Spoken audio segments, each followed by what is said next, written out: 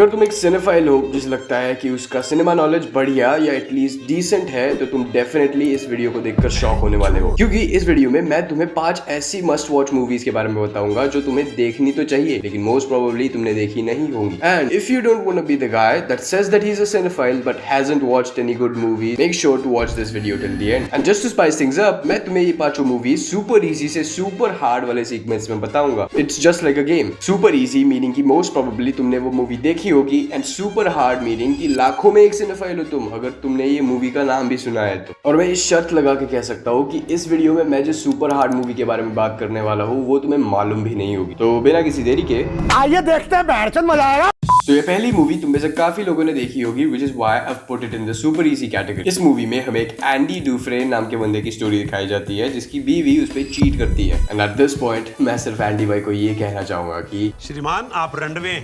लेकिन इस मूवी में हैरान करने वाली बात ये है कि इस अफेयर के बारे में पता चलते ही एंडी अपनी बीवी को मार देता है और इस क्राइम के लिए एंडी को लाइफ इम्प्रिजनमेंट की सजा मिलती है। और सोसाइटी में एज अ रिस्पेक्टेड सिटीजन रहने वाले एंडी को जिंदगी भर के लिए जेल में डाला जाता है। और प्रिजन में एंडी कुछ दोस्त कुछ दुश्मन बट मोस्ट इम्पोर्टेंटली अपनी एक पहचान बनाता है, प्रिजनर्स के बीच भी और ऑडियंस के बीच भी। और कैसे एंडी अपनी प्रेजेंट सिचुएशन के साथ कोप करता है यही हमें इस मूवी में दिखाया गया है। ये film truly 1 in a million है और इस मूवी की स्टोरी उन स्टोरीज में से है जो तुम्हारे दिल पे एक काफी गहरा इम्पैक्ट डालेगी। बट मोस्ट इम्पोर्टेंटली ये मूवी तुम्हें सच दिखाएगी, ह्यूमैनिटी का सच। इस दुनिया में कितने सारे गलीच गिरे हुए और बुरे इंसान होते हैं जो अपने स्वार्थ के लिए क्या कुछ नहीं करते। But on the flip side ये मूवी हमें ये भी दिखाती है कि इस दुनिया में कितने अच्छे लोग भी होते हैं जो किसी की जिंदगी की खुशी का कारण बनते हैं। यही बात इस फिल्म को एक लेजेंडरी मूवी बनाती है और इस लेजेंडरी मूवी का नाम है the Shawshank redemption. Now let's move on to the easy category। जब इस कैटेगरी की मूवी एक्चुअली एक एनिमेटेड मूवी है, but the interesting thing is कि ये एनिमेटेड मूवी बच्चों से ज्यादा बड़ों को पसंद आती है। और नहीं, मैं यहाँ हेंटाई की बात नहीं कर रहा। इस मूवी में हमें एक मेगामाइंड नाम के बंदे की स्टोरी दिखाई जाती है जो एक्चुअली एक विलन होता है जिसका सिर्फ एक ही गोल होता है, मेट्रो सिटी पे कब्जा करना। लेकिन मेगामाइंड का ये गोल कभी पूरा ही नहीं हो पाता क्योंकि मेट्रो सिटी में एक ऐसा बंदा होता है जो मेगामाइंड को मेट्रो सिटी पे कब्जा करने से रोकता है और वो बंदा होता है metro man. Put your hands in the air.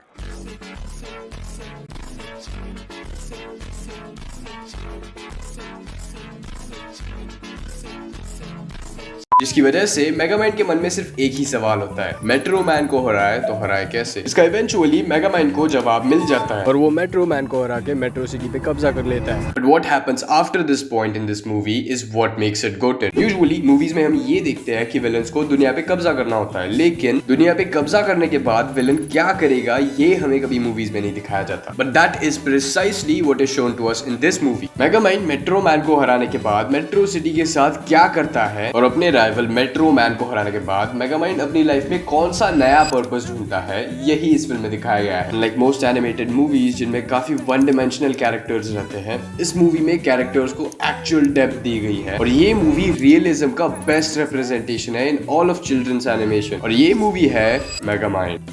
अभी आगे बढ़ते हैं मीडियम वाली कैटेगरी में, जिसकी मूवी के बारे में तुम में से काफी लोगों ने सुना तो होगा लेकिन ये मूवी तुमने देखी नहीं होगी। इस मूवी में हमें जूल्स और विंसेंट नाम के दो हिटमैन की स्टोरी दिखाई जाती है जिन्हें एक सूटकेस रिट्रीव करने का टास्क दिया गया होता है। लेकिन जब वो सूटकेस को रिट्रीव करने जाते हैं तो उनके सामने एक सेट ऑफ चैलेंजेस खड़े हो जाते हैं और जूल्स और विंसेंट इन चैलेंजेस को कैसे ओवरकम करते हैं यही हमें इस फिल्म में देखने को मिलता है। लेकिन रिलैंड की तरह ही इस मूवी में एक ट्विस्ट है, लेकिन ये ट्विस्ट स्टोरी का कोई प्लॉट ट्विस्ट नहीं बल्कि एक twist in story telling format है। तो यूजुअली मूवीज में स्टोरी तुम्हें एक लिनियर ऑर्डर में दिखाई जाती है। पहले तुम्हें सीन 1 दिखाया जाता है, फिर सीन 2, फिर सीन 3 और फिर फाइनली सीन 4। और ये सभी सीन्स तुम्हें एक लिनियर और क्रोनोलॉजिकल ऑर्डर में दिखाए जाते हैं। But here's the thing about our movie, इस मूवी के सीन्स के ऑर्डर को लाना रूट्स की तरह ही फकअप किया गया है। But the key difference here इसकी इस मूवी के लिए ये फकअप एक्चुअल में अच्छा साबित होता है। And here's what the fuck up is, इस मूवी में तुम्हें पहले सीन 1 दिखाने की जगह सीन 4 दिखाया जाता है और फिर उसके बाद ऑर्डर में आता तो सीन 2 है, लेकिन इस बार तुम्हें यूजुअल ऑर्डर से अलग सीन 3 दिखाया जाता है। समझ में आ रही है बात? समझ रहे हो?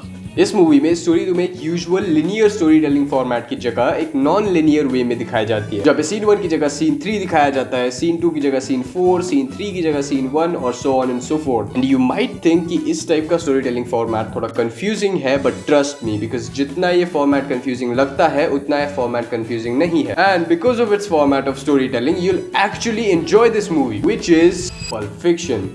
अभी आगे बढ़ते हैं हार्ड वाली कैटेगरी में, जहाँ पे इस कैटेगरी की मूवी शायद ही तुमने देखी होगी, but it is so amazing that you probably should. इस मूवी में हमें लेनर्ड शेल्बी नाम के एक बंदे की स्टोरी दिखाई जाती है, जिसके साथ एक काफी ट्रैजिक चीज होती है। एक रात लेनर्ड के घर में 2 चोर घुस आते हैं और ये दोनों बंदे उस पे और उसकी बीवी दोनों पे हमला कर देते हैं। और इस हमले के दौरान लेनर्ड के सिर पे एक बहुत ही बड़ी चोट लगती है, लेकिन उससे भी भयंकर हमले के दौरान लेनर्ड की बीवी मारी जाती है। और जब लेनर्ड को इंज्योर करके उसकी बीवी को मार के वो दोनों आदमी घर से भाग जाते हैं, लेनर्ड को सिर्फ एक ही चीज चाहिए होती है, बदला। उसे उन दोनों आदमियों से बदला लेना होता है उसकी बीवी के मर्डर के लिए। लेकिन लेनर्ड के लिए ये बदला लेना काफी मुश्किल हो जाता है, क्योंकि जब हमले के दौरान लेनर्ड को सर पे चोट लगती है वो मोदी जी की तरह ही मेंटली डिसेबल्ड हो जाता है। और उसकी इस डिसेबिलिटी की वजह से उसकी नई मेमोरीज बनाने की जो एबिलिटी होती है ना, वो चली जाती है। और इस डिसेबिलिटी की वजह से लेनर्ड को एक काफी extreme case of short term memory loss हो जाता है और हमले के बाद की एक भी चीज लेनर्ड को याद नहीं होती। लेकिन अगर वो याद रखने की कोशिश भी करे तो भी वो चीज को इवेंचुअली भूल ही जाता है। और अपनी इस डिसेबिलिटी के चलते वो अपनी बीवी के किलर को प्रॉपर्ली ट्रैक नहीं कर पाता है। और अपनी इस डिसेबिलिटी के होते हुए लेनर्ड कैसे अपनी बीवी के किलर को ट्रैक करता है, यही इस फिल्म में दिखाया गया है। पल्प फिक्शन की तरह ही इस मूवी में भी नॉन लिनियर स्टोरी टेलिंग का यूज किया गया है। और इंटरेस्टिंगली इनफ आमिर खान की गजनी भी इसी मूवी से इंस्पायर्ड है। और ये मूवी इतनी बढ़िया है कि by the end of it you will be more breathless than George Floyd himself. जहाँ पे ये मूवी है क्रिस्टोफर नोलन की मेमेंटो।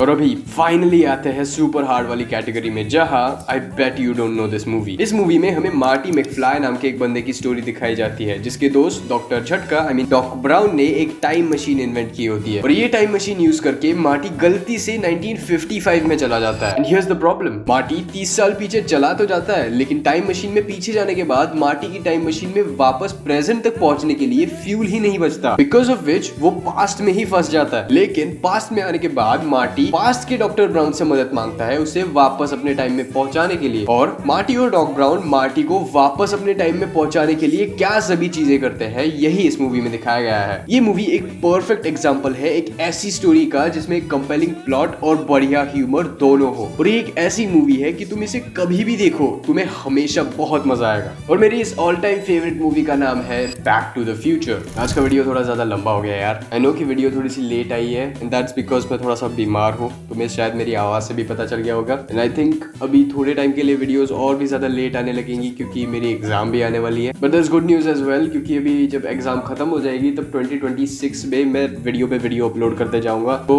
2026 में तुम लोगों की मौज ही मौज है। Anyway, I hope you enjoyed this video. मैं भी चला पढ़ाई में अपनी फीलिंग सेट करने, तो मिलेंगे अगली वीडियो में। तब तक के लिए बाय बाय।